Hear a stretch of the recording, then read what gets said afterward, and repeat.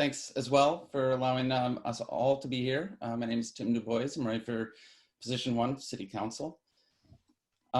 Music, when I was very young, wasn't a big part of my life, but it became an increasing part of my life when actually religion was also a part of my life. I played bells in church in 4th and 5th grade and began to listen to Christian pop regularly. My next phase was enjoying pop music, think kind of Ace of Base when I was a regular at the roller rink in my hometown in Michigan. I was learning to play the trumpet as well in middle school band, and an instrument I played straight to graduation. Somewhere in middle school, a man named, calling himself Hootie, said he only wanted to be with me. I don't think he met me. And another band informed me that Superman was dead. At that point, rock music became my music. I later bought a bass. Remember playing Green Day song at the middle school talent contest. I was not that good, even on easy songs like that. However, I did move on to playing jazz band in high school. Playing bass taught me an important lesson. That is that I have no rhythm. I remember very clearly a song that was meant to play in andante at around 84 beats per minute. By the time the teacher stopped the song and began to, well, yell at me, the speed had picked up to a moderato pace at around 116 beats per minute. Yeah, he yelled at me, "Why, Tim, are you speeding up?" "Sir, I'm following the drummer." A lesson for any budding bass player: never say that.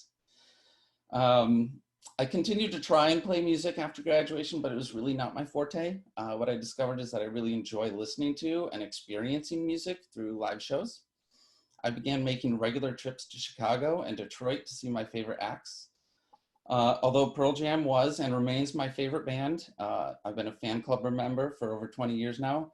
I began to see the difference between commercially successful bands and those that had to work hard. I would only see Pearl Jam once every 2 or 3 years.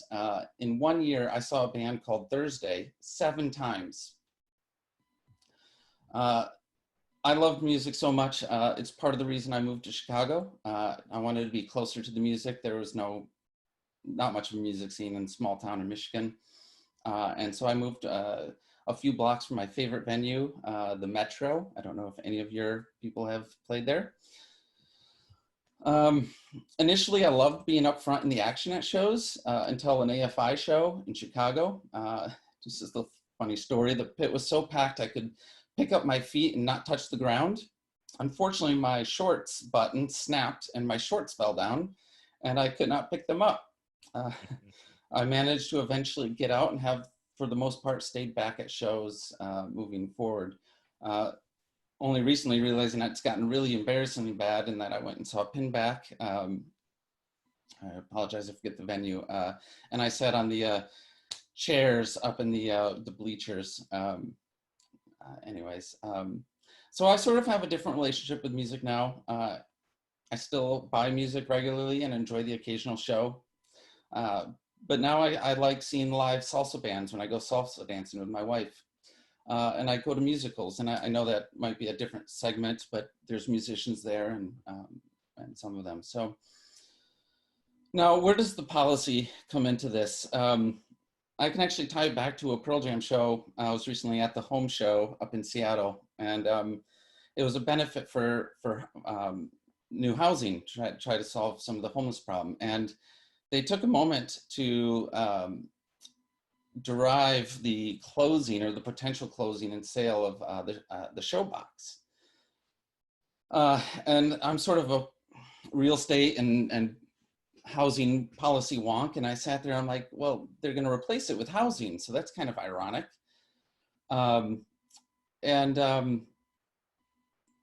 So I talked to a person I know in Seattle and tried to figure out what was going on there. Why was it closing? And he's also a land use advocate there, and he said there wasn't really any answers. And so some of the questions we asked were, is it just a business problem? Or are they just not getting the acts to stay in business? Is there some sort of new regulation on music venues that they just can't comply with, and that can pose a risk as well. So there really is a policy discussion that needs to be had. Another policy that can help save a place like that is to sell off the development rights.